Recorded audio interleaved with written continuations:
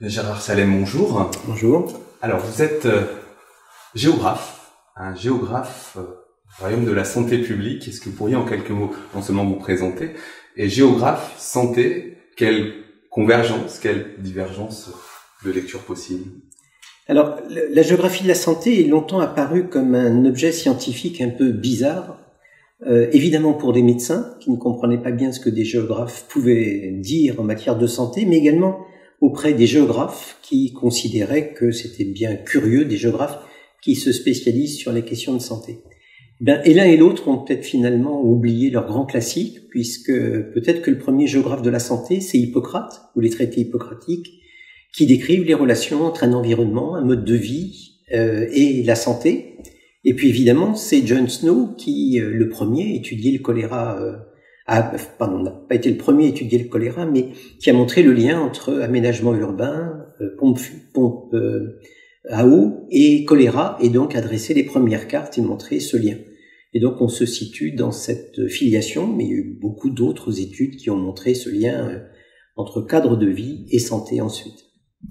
Alors vous avez introduit ce colloque sur les déterminants de la santé de la Société française de santé publique en nous invitant à conjuguer les différentes lectures, en tout cas les différentes dimensions singulières du mot ville que vous avez conjugué au pluriel, ville. On a l'impression parfois qu'effectivement on normalise la lecture de la ville comme déterminante sur la santé avec l'hyperurbanisation de certaines mégalopoles internationales et différents impacts. À la lecture et à l'écoute de votre propos, c'est bien plus complexe que ça, et la lecture doit être avant tout multiple. Alors, il y a forcément plusieurs lectures de la ville. On ne va pas regarder la ville avec les mêmes lunettes ou avec le même grille de lecture, selon qu'on est urbaniste, industriel ou poète, par exemple. Donc, ce qu'il va nous falloir faire, c'est regarder la ville avec les lunettes de la santé.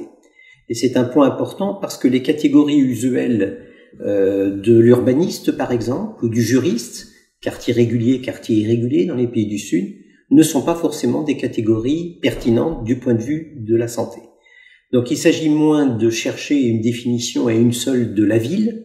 Chaque pays a sa façon de définir les villes, et quand bien même ce serait le même effectif de population, ça désignerait sur le terrain des réalités très différentes, que développer cette culture particulière de regarder la ville, ce qu'elle a de bon, de moins bon pour la santé. Un point que vous avez abordé avec un exemple très précis de l'articulation, alors l'ONU, l'UNESCO a intégré dans ses textes la nécessaire articulation entre les savoirs ancestraux des peuples autochtones et les savoirs dits modernes ou contemporains, entre autres dans le cadre de la santé.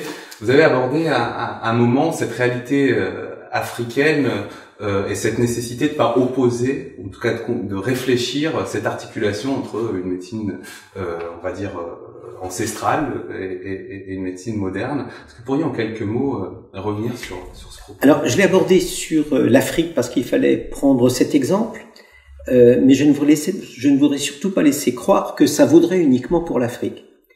Nous avons dans nos propres pays du Nord le développement de médecine alternative, et on voit au travers de l'histoire de notre médecine et de nos soins en particulier qu'on se croit toujours moderne au moment où on parle, et on ne se rend pas compte qu'en fait on a, comme on dit, une espèce de discours ventriloque. On dit qu'on parle avec la langue de la science alors qu'en fait on parle avec la langue de la culture. Si on regarde la classification des maladies mentales, par exemple, ça n'est que depuis très peu de temps que l'homosexualité n'est plus considérée comme une maladie mentale. Et on pourrait prendre comme ça beaucoup d'exemples. Donc, ce jeu entre science et culture vaut aussi dans nos propres cultures, et c'est un point important puisqu'on voit l'intérêt qu'il y a maintenant, par exemple pour l'acupuncture, pour l'hypnose ou pour les massages même, par exemple, autant de disciplines qui étaient considérées comme des disciplines de charlatans ou de charlatans de fêtes foraines, et on se rend compte qu'elles présentent un intérêt. Alors concernant l'Afrique, cette tradition, cette médecine traditionnelle niée dans le contexte colonial est évidemment beaucoup plus visible. Il faut, pour développer, proposer des thérapeutiques, rentrer dans les catégories de pensée de la population, voir comment on explique la maladie dans les populations si on va avoir une action qui soit effectivement solide. Dans le même temps, il faut se méfier de cette survalorisation des médecines traditionnelles parce que très souvent, c'est une instrumentalisation idéologique de la tradition et ceux qui les tiennent peuvent être souvent ceux qui vont se faire soigner à Paris dès qu'ils ont un corps au pied, mais qui valorisent les médecines traditionnelles dans leur pays, qui pourraient dans ce cas devenir des médecines de pauvres. Donc on est sur un sujet éminemment délicat. Alors, en guise, non pas de conclusion, mais d'ouverture au questionnement, quand j'écoute votre intervention, j'ai presque l'écho d'un discours justement du président de la Société française de santé publique il y a quelques mois sur cette nécessaire réflexion de la simplicité, aller du complexe parfois et admettre les plus déterminants et puis chercher à trouver des choses compréhensibles par tous. Parce qu'on nous parle d'intersectorialité depuis 30 ans, de nécessité de travailler ensemble, comment inventer ou réinventer cette démarche d'interaction commune face à cette complexité? C'est toute la question. Alors, je pense que ce discours qui est ancien, sur les questions de santé urbaine par exemple, au grand temps de l'hygiénisme, on avait beaucoup plus avancé. Au moment des casiers sanitaires par exemple, on avait avancé en Europe, et puis il y a eu des reculs, notamment avec la révolution pasteurienne, où on a pensé que les problèmes de santé finalement se régleraient par des progrès dans le domaine de la biologie et dans le programme des soins médicaux. On se rend compte maintenant que ça n'est pas vrai. Alors, l'intersectorialité, tout le monde s'accorde à dire qu'elle est importante. C'est-à-dire que c'est dans l'intersectorialité, pour le dire clairement, en jouant sur les déterminants de la santé, le logement, l'éducation, les espaces verts, les loisirs, etc., qu'on pourra le mieux agir sur la santé. Donc, soit on est dans l'incantation à l'intersectorialité, soit on se défausse sur les collectivités territoriales en disant c'est à vous de faire de l'intersectorialité parce que c'est plus facile au niveau local, vous vous connaissez, etc.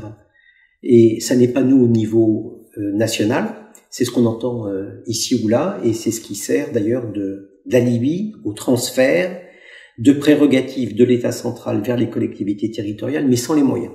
C'est une parenthèse, mais il était important de la faire.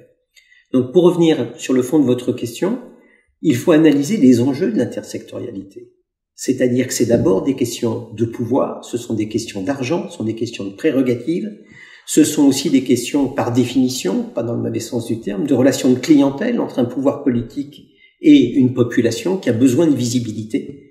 Donc c'est tout ce débat-là sur lequel il faut penser, et ça vaut également pour le lien entre les coopérations entre chercheurs et acteurs de terrain. Ça n'est pas un long fleuve tranquille, c'est une relation qui peut être conflictuelle au bon sens du terme, qui doit être de coopération, qui permet d'avancer.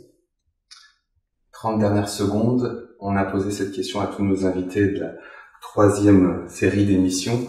2016, 70 ans de la définition mondiale de la santé par l'OMS, d'une part, cette définition globale.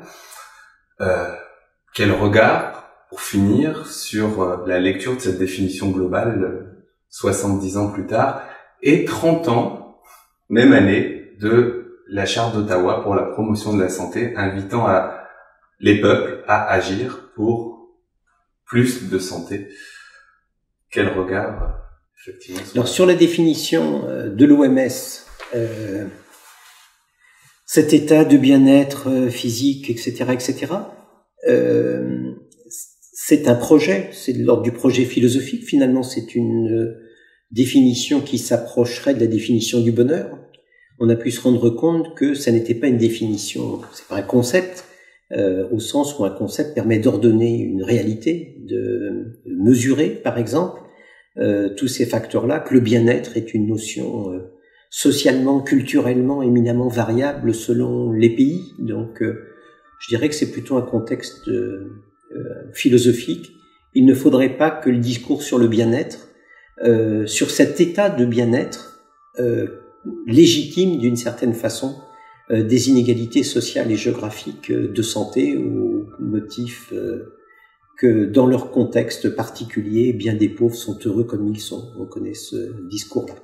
Par rapport à la Charte d'Ottawa, je pense que ça marque une inflexion importante, pas aussi rapide qu'on pourrait le souhaiter.